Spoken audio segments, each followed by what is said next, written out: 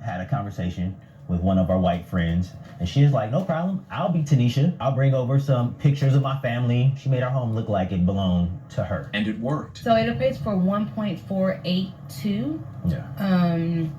Which was 50% more than what it appraised for by a couple weeks prior. What's up, YouTube? This is James coming back at you with another informative video. I hope you guys are doing well out there on this Thursday. I'm doing real good myself. You just never know when you're going to run into being a victim of racism, okay?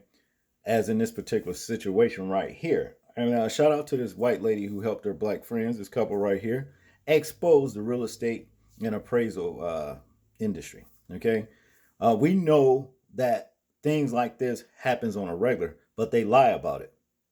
And this is why it's always good to me when they are exposed, and especially when they're exposed by someone that they think that they can trust just because they happen to be the same race. Now, to get into this particular story right here, it says black couple's California home is valued at $480K more after their white friend pretends to own it. All right. They got busted. They got busted. To get into the story, it says here, the couple were appalled when they were first appraised for just over $100,000. Then they paid for the house despite spending around $400,000 to renovate it. Okay.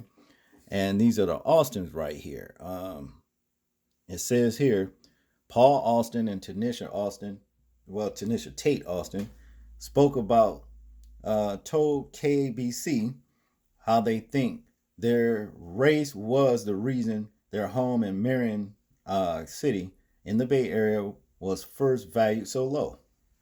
The couple bought their home in 2016 for around $890,000. They spent $400,000 and completely renovated the house, which was first built in 1960s. In the 1960s, they added another 1,000 square foot to the home, replaced appliances, added a fireplace, and more. When they got their home appraised by a woman who they said was older and white, it was valued at $989,000. This was just $100,000 more than the Austins had it valued at before beginning renovations. So she, after they put all this other money into this $400,000, she's still gonna value it at $980,000. See, and being that she was an older white woman, well, she was keeping it tight. She was keeping it to where the balances stayed, in their favor, and keep black folks from coming up. Basically, that's what it all boils down to. But her ass got busted. It's a very nice looking home too, especially in this area out here. And as you can see, some of the layout in this could be living room. Real nice, Now to continue, I read the appraisal. I look at the number. I was like, this is unbelievable. Tanisha Tate Austin told KABC. Paul called it a slap in the face, in which they are right, to be shocked and, felt like a slap in the face.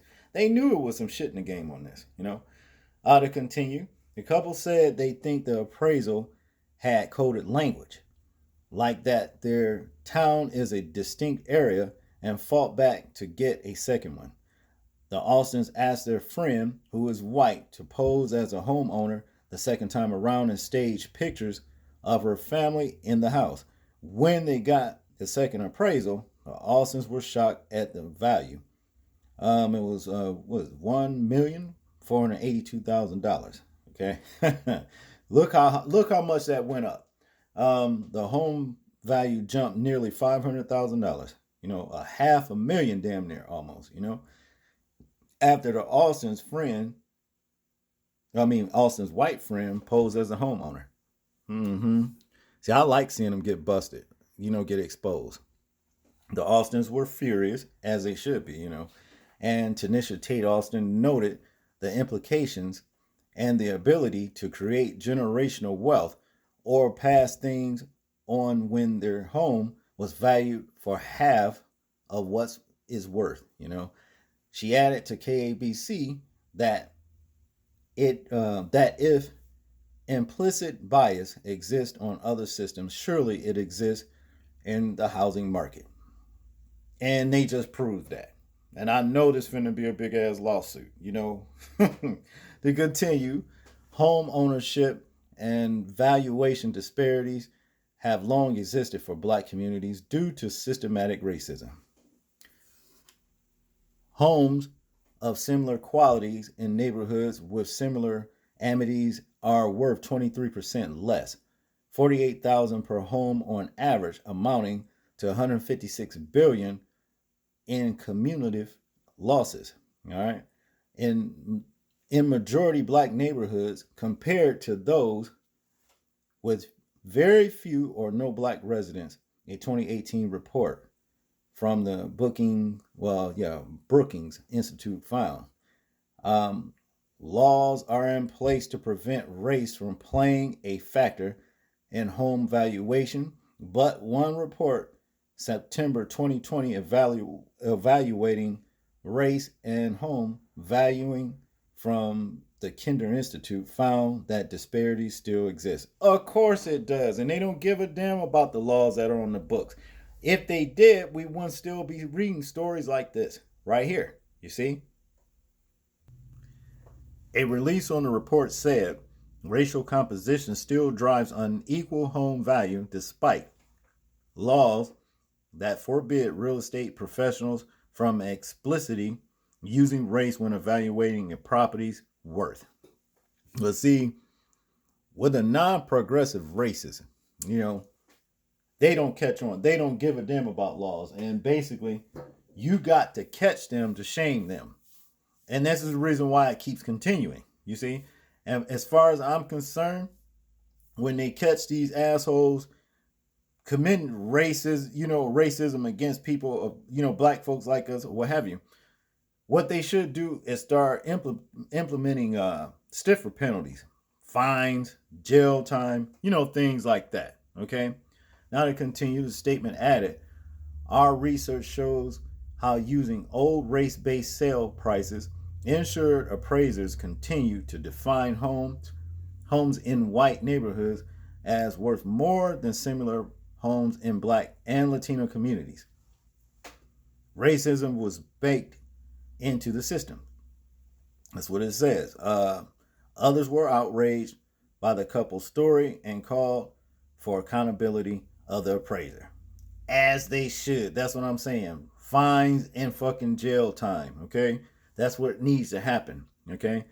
To continue, one person commented on Facebook, blatant racism. I'm so sorry. It must be exhausting to have to fight for fairness in all those areas white people take for granted. Another wrote, unacceptable. I am so sorry. This is outrageous. Oh, yeah, yes, it is. But don't worry, because, there will be a shift in balances, where things going to get turned around. You're going to have to go all the way back to the beginning, and where in the kingdom, the children is going to reign over you. That's all scripture. Now, in conclusion here, we all want to believe this kind of treatment is a thing of the past. Obviously, it's not. I'm so sorry you experienced this, one person commented. I just shared it to my Black Lives Matter page so people can understand that we are not making this stuff up. Systematic racism is real, another person wrote. After sharing his story on Facebook, Paul Austin said of the response, reading the comments gives me hope as long as the conversations do not stop. Well, here's the deal. These racist bastards know that things like this is happening. They know it's happening. You think they don't? They just don't want to do anything to stop it. That's basically what it all boils down to.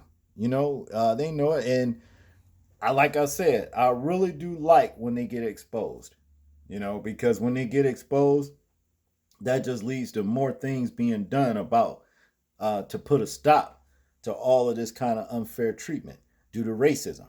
You see? But y'all tell me what y'all think about the story. I'm interested in hearing your thoughts, your views, and opinions on it. Like, comment, share, and subscribe. People, please remember to live your life as though we are being watched. Simply because we are. This is James, and I'm out. Peace.